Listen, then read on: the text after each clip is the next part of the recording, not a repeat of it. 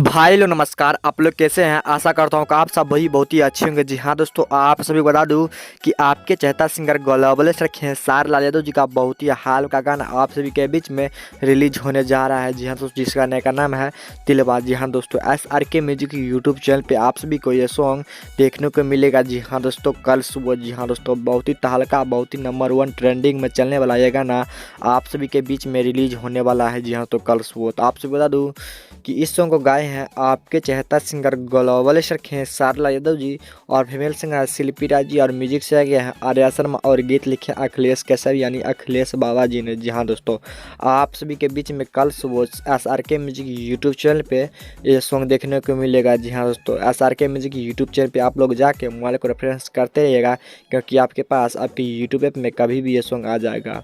अगर आप हमारे चैनल पर नए हैं तो प्लीज़ चैनल को सब्सक्राइब कर दीजिए, ताकि जब भी मैं न्यू अपडेट रहा हूँ तो सबसे पहले आप तक पहुँच जाए। तो मिलते हैं अगले वीडियो अपडेट साथ, तब तक के लिए लव यू, अपना ख्याल रखना।